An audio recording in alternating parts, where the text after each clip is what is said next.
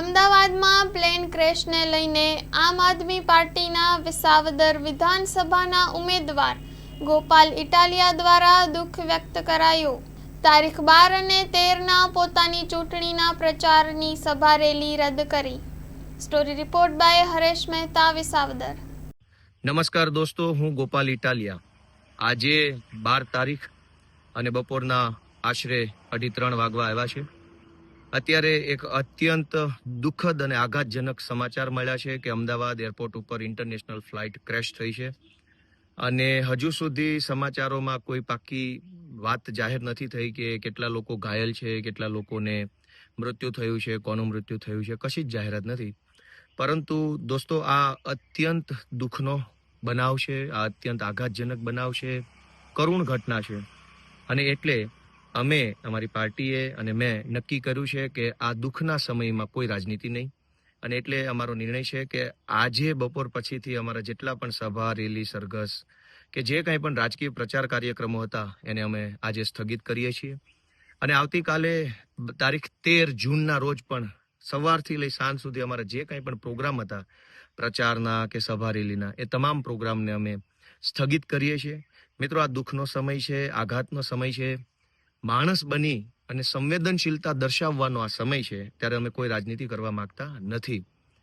આજે આપણા ગુજરાત ઉપર આફત આવી છે ત્યારે હું અને અમારી આખી પાર્ટી કોઈ પણ પ્રકારની ચૂંટણીલક્ષી રાજકીય ટીકા ટિપ્પણી કર્યા વગર બિનશરતી રીતે, સ્પષ્ટ રીતે અને મજબૂત રીતે ગુજરાત સરકારના સમર્થનમાં છીએ।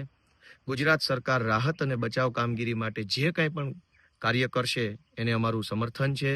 અમારી જ્યાં જરૂર પડશે, જેવી જરૂર પડશે, જેમ જરૂર પડશે તો અમે સરકારની સાથે ઊભા રહેવા માટે અડીખમ રીતે તૈયાર છીએ અને જ્યાં સુધી આ આઘાતનો પીરિયડ પૂરો નથી થઈ જતો, આ દુઃખનો સમય નીકળી નથી જતો, ત્યાં સુધી અમે કોઈ પણ પ્રકારની રાજકીય ટીકા ટિપ્પણી કરવાના નથી।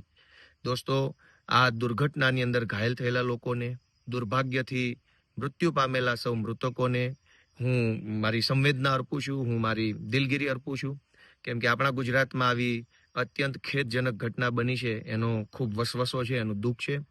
મિત્રો, એક વિનંતી એ પણ છે કે ગુજરાત ઉપર આફત આવી છે, આ બહુ મોટો ઘટના બની છે। ગુજરાતમાં અગાઉ ક્યારેય પણ પ્લેન ક્રેશ થવાની ઘટના નથી બની, ત્યારે આ પ્લેન ક્રેશ થવાના વિડીયો હોય, ફોટો હોય, જૂના વિડીયો, જૂના ફોટો, પછી તો બધું જ વસ્તુ વાયરલ થવા લાગે છે। તો બધાને વિનંતી છે કે સમાજના તમામ વર્ગમાં ભય અને ચિંતા ન ફેલાય, અફવા ન ફેલાય, સમાજની અંદર લોકો તણાવમાં ન આવે, પેનિક ન થઈ જાય, એટલા માટે આપણે સૌ સંયમ બનાવી રાખીએ।